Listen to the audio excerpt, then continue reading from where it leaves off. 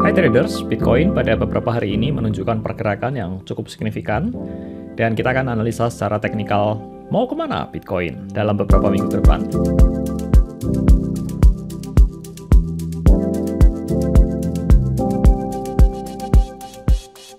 Video ini dipersembahkan oleh Thrift.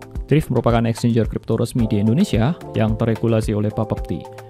Di Thrift kalian dapat bertransaksi beli maupun jual kripto aset dan juga melakukan staking, di mana kalian dapat mendapat reward secara berkala dengan bunga terbaik, deposit dan penarikan termudah, dan beroperasi 24 jam kali 7 hari seminggu.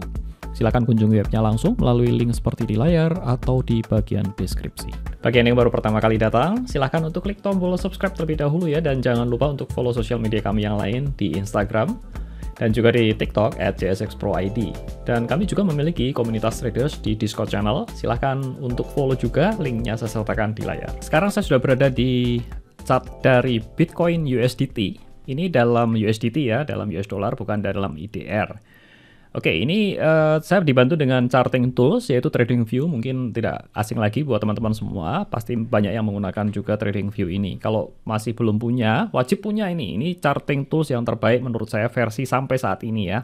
Silahkan linknya download di sini, ini free, Anda bisa bebas gunakan untuk menganalisa. Oke, kita melihat di sini ya, ini saya berada di chartnya BTC USDT pada time frame daily. Chartnya seperti ini, ya ini chart daily. Saya dibantu dengan dua buah indikator, yaitu MACD yang ini MACD, kemudian yang di bawah ini adalah stokastik yang slow.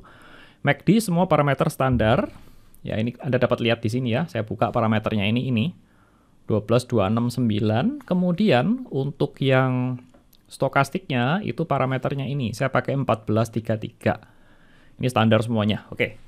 Kemudian saya akan menganalisa dari berbagai sudut pandang, dari beberapa angle. Yang pertama, saya akan menganalisa dari key support level terlebih dahulu. Support and resistance-nya itu di mana? Key levelnya di mana? Ya. Caranya begini, Anda dapat masuk ke sini, pilih yang horizontal line. Ya, biasa saya pakai ini ya, horizontal line. Dan cari level-level lembah dan puncak atau peak and trough-nya itu yang mana? Kita dapat secara cepat lihat itu di sini. Ya, ini ada rebound di sini.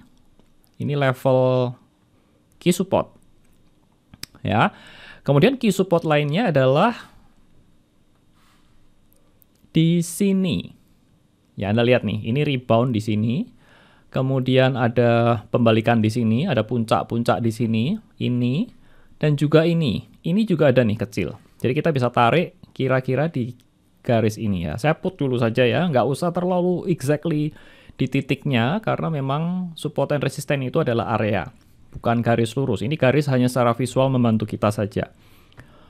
Kemudian kita lihat, jadi kalau harganya di sini, ini berarti support yang key supportnya itu ada di sini nih, level kunci, support kuncinya. Dimana disebut, ini nih support yang kuat, karena sudah diuji beberapa kali. Ini sekali, 2 kali, ini 3 kali di sini, 4 kali, 5 kali, dan ini 6 kali diuji supportnya. Jadi ini menurut saya merupakan key support level. Kemudian level resistennya yang mana? Saya taruh di sini. Kemudian di atasnya lagi, kalau saya boleh gambar lagi itu kira-kira di sini. Ya, ini Anda dapat lihat di sini 1, ini 2, kemudian ini nih dapat dibilang juga sebagai resisten. Ini juga nih. Ya, jadi saya put di sini nih. Saya kasih warna lain biar kelihatan beda. Yang warna kuning adalah resisten. Oke, setelah ketemu support dan resistennya, kita akan zoom lebih dekat, kita akan analisa dari sisi candlestick-nya seperti apa. Jadi kalau Anda lihat, di level-level support itu biasanya harga akan cenderung berbalik arah. Dan benar, ketika level support ini terjadi, ya ini garis ini ya, merah ini ya, support ini itu, harganya itu Anda lihat secara candlestick itu berubah. Dari yang ini kan ada tekanan dalam nih ya, tekanan dalam, ini turun lagi di sini, dan mulai ini ada 3 candle kecil. Ini saya zoom lebih dekat. Pada saat ini ada 3 candle kecil-kecil ini bentuknya udah mulai bentuk doji. Doji adalah bentuk yang seperti ini, banyak ekor-ekor panjang seperti ini, wick atau apa ya, shadow-nya itu ke bawah, itu panjang-panjang seperti ini. Dan ini merupakan pertanda di mana kekuatan penurunan itu mulai berbalik arah, mulai ada buying power lah ya, mulai kelihatan ada yang mau beli gitu. Sehingga ketika level candle ini 1, 2 ini adalah tanda yang cukup strong untuk kita bisa mengartikan bahwa ini sudah ada konfirmasi pembalikan arah.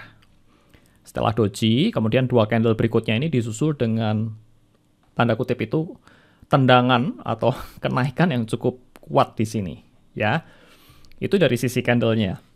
Pola candlenya seperti itu. Kemudian kita melihat juga hal yang ketiga adalah dari sisi indikatornya. Indikator MACD ini menurut saya cukup powerful untuk menganalisa trennya itu momentumnya sudah berubah atau belum. Jadi kalau Anda lihat di sini, MACD ini rada-rada lagging ya. Jadi dia itu nggak langsung balik arah, langsung konfirmasi, enggak. Tapi dia akan menunggu beberapa candle begitu baru dia mengkonfirmasi. Dalam hal ini kalau Anda lihat, saya besarkan di sini ya. MACD-nya itu ada muncul pada hari ini golden cross. Ya, dari golden cross di sini, sinyal MACD signalnya ini muncul juga histogramnya itu mulai hijau di sini. Dan ini pertanda yang baik sekali. Case-nya beda dengan di sini. Kalau di sini, ini walaupun sudah naik, tetapi dia nggak kuat lama dan turun kembali karena memang belum sampai support. Kalau di sini ini lain ceritanya, karena supportnya ini sudah kebentuk dan dia rebound. Indikator kedua yang saya pakai adalah stokastik. Dari area ini adalah area oversold, jenuh jual, itu masuk ke area di tengah-tengah ini, level 20. Jadi kalau Anda lihat ini kan level 0. Kemudian ini adalah level 20. Nah, masuk area level 20 itu adalah sinyal untuk beli. Kombinasi dengan MACD dan kombinasi dengan chart candlestick seperti ini, mantul atau rebound di key level supportnya, ini adalah cantik sekali. Yang ketiga, saya mau analisa dari sisi chart pattern. Kalau Anda lihat chart pattern di gambar di thumbnail di depan itu, ini membentuk pola yang namanya itu head and shoulder. Ya. Kalau saya lihat di sini ya, kita bisa ambil, kalau ini ambil key level supportnya, itu patternnya seperti ini. Itu ada tarik garis sini, naik ke atas. Ini adalah left shoulder-nya. Kemudian ini adalah head-nya. Ya, kira-kira di sini ya. Ini saya mungkin nggak bisa terlalu pas. Tapi pola ini nih terbentuk. Jadi ini adalah left shoulder, ini head-nya, kepala, kemudian ini right shoulder. Pola ini sebenarnya pola-pola yang kalau ini nggak kuat nahan, dia akan tembus ke bawah dan cukup dalam biasanya. So ini pola-pola yang nggak enak sebenarnya. Head and shoulder itu nggak terlalu enak dilihat. Karena biasanya mengindikasikan ini polanya akan bearish. Tapi kalau apakah ada potensi bearish? Ya masih ada tentunya ya. Di dalam analisa teknikal itu apapun bisa terjadi. Namanya juga pergerakan market. Tiba-tiba misalkan ya ini kan kemarin gara-gara Kazakhstan tuh. Sekarang tiba-tiba Bitcoin-nya ada apalah berita yang tiba-tiba nggak jelas begitu ya. Yang membuat sentimennya buruk sekali. Maka ini bisa saja berbalik arah dan turun terus begitu ya. Tetapi kalau kita lihat dari perkembangan seperti ini. Itu harusnya nggak ada, kalau nggak ada berita yang aneh-aneh, itu harusnya akan bisa naik. Kalau kita zoom ya, targetnya itu di mana? Targetnya itu kira-kira itu akan mencapai paling nggak tuh di level resisten yang terdekat. Kalau ini yang warna kuning ini key, resisten pertama kalau saya boleh gambarkan ya, yang paling dekat lah. Itu paling nggak di sini. Ini yang paling dekat pertama. Saya kasih warna lain biar lebih jelas ya, warna biru deh. Ini boleh dibilang sebagai nggak terlalu kuat, resisten yang tidak terlalu kuat. Ini resisten yang paling dekat. Kemudian berikutnya, ini resisten kedua. Jadi paling tidak itu level harga di sini nih, 45.500 dan level harga 49.000-an itu bisa menjadi target yang cukup reasonable, cukup feasible bagi Bitcoin ini untuk naik sampai ke situ. Dan harapannya itu bisa mencapai ini 51.000-an. Ya ini menurut saya ini memungkinkan sekali untuk bisa mencapai ke area 50.000-an. Stop loss-nya seperti apa? Stop loss-nya itu Anda pasangnya itu bisa sedikit di bawah dari support level. Jadi bisa pasang di sini nih saudara. Ini saran saja ya, supaya nggak terlalu jauh itu di level 39.500-an lah. Kira-kira di situ Anda bisa pasang level stop loss-nya di situ. Sedikit di bawah dari level support, key support levelnya tadi. Hal terakhir, saudara, sebelum Anda mengeksekusi order itu, Anda bisa hitung risk and reward-nya berapa. Kita pakai tools yang ini long position. Itu kita, misalkan entry di sini ya. Ini saya zoom biar lebih kelihatan gede. Kita entry di sini. Kemudian ini risiko kita kan di sini nih. Reward kita itu asumsi di sini. Jadi kita punya risiko itu minus 10% kalau lu rugi. Kalau profitnya kita bisa profit 17%. Risk and reward-nya itu 1,7 lah. Kalau Anda ingin entry bisa langsung sekaligus di sini.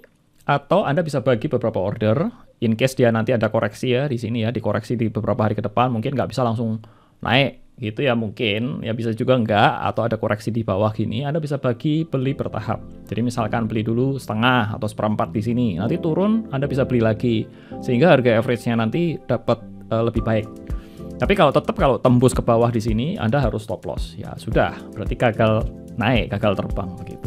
Hopefully itu dapat membantu saudara semua untuk mengambil decision untuk trading di Bitcoin ini. Demikian itu tadi saudara adalah analisa singkat tentang pergerakan harga Bitcoin secara teknikal. Dan semoga Anda bisa cuan semua ya. Terima kasih atas perhatiannya dan wujudkan sukses finansialmu bersama JSX Pro. Dan saya Tommy Yu. Saya ucapkan salam sukses buat Anda dan cuan selalu.